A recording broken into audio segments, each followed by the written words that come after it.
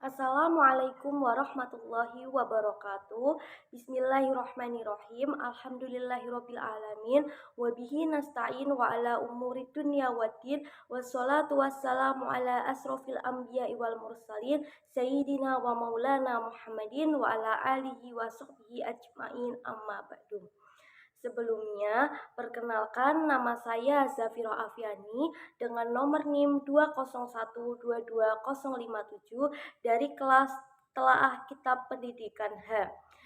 Di sini saya akan menjelaskan dan menelaah kitab Ta'lim Muta'alim yang berjudul Kasih Sayang dan Nasihat yang telah dijelaskan oleh Bapak Dosen Nurul Huda selaku dosen pengampu mata kuliah Telaah Pendidikan.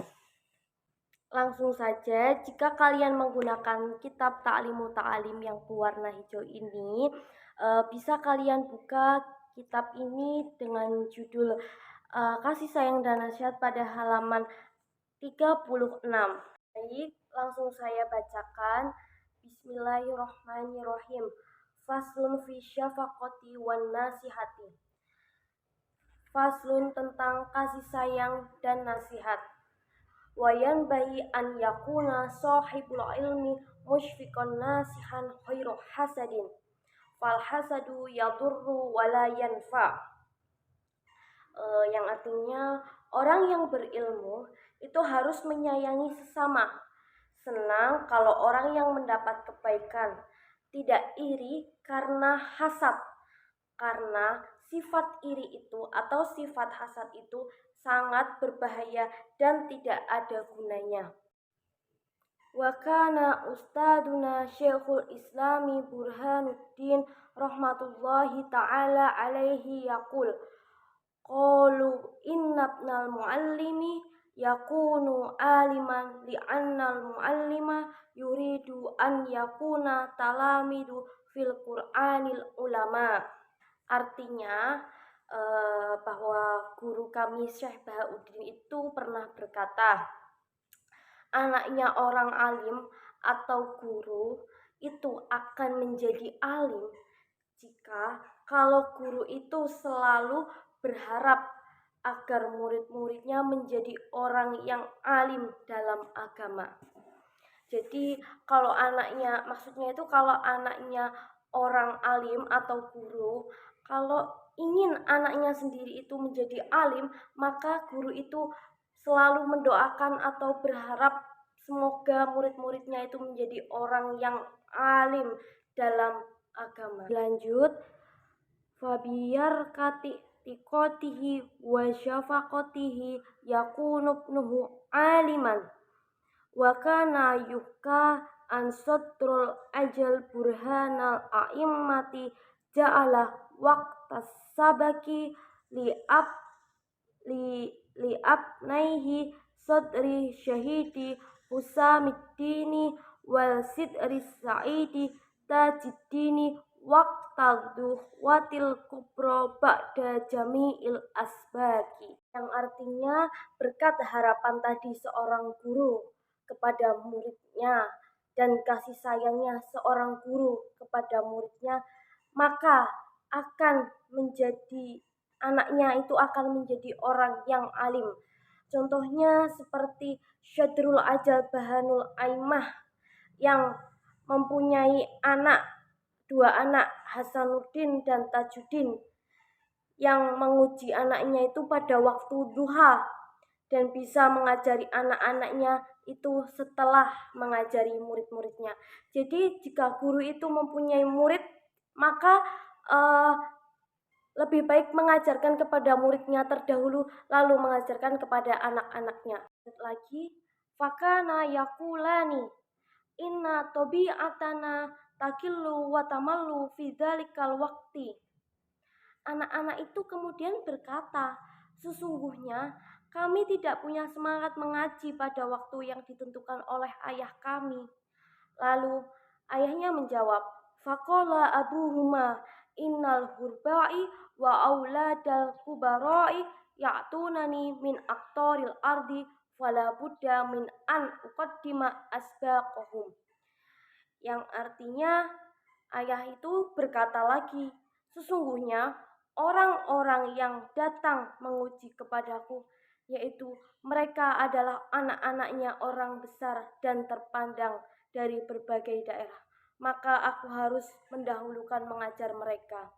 Jadi, seorang ayah itu adalah guru yang terpandang di daerah-daerah muridnya, orang yang hebat, orang yang terpandang baik, penghormatannya tinggi, maka si ayah tersebut harus mendahulukan kepada murid-muridnya, lalu untuk mengajar, setelah itu mengajarkan kepada anak-anaknya. Fabirkati fakotihi fakobnahu ala aksari fukahai ahlil ardi fi dhalikal asri fil fikhi. Tapi berkat kasih sayangnya, kedua putranya tadi dapat menandingi para ahli fikih.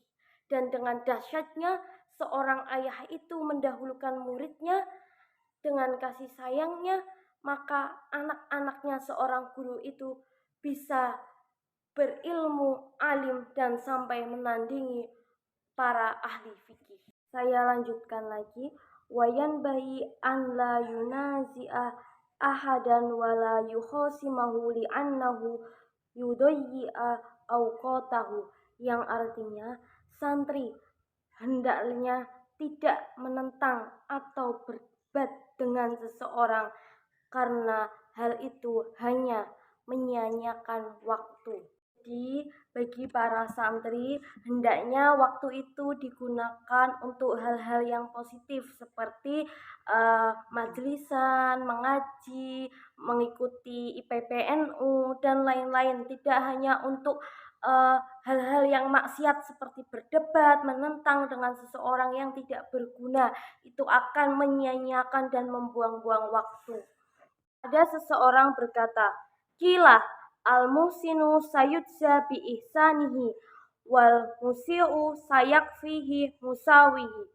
Ada yang berkata bahwa orang yang berlaku baik akan dibalas dengan kebaikan, dan sebaliknya ada orang yang berlaku jahat maka itu akan dibalas dengan kejahatan.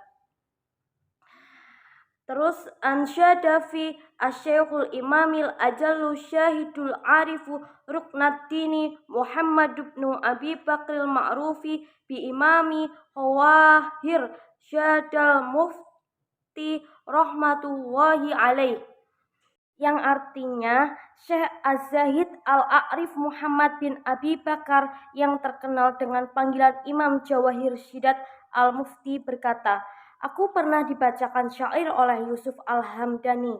Syair itu berkata, biarkanlah bila ada seseorang yang berbuat jahat kepadamu, jangan kau balas atas kejahatannya.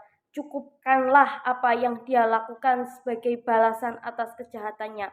Maksudnya, jika ada seseorang yang berbuat jahat, maka biarkanlah, karena Allah akan membalas kejahatan orang tersebut.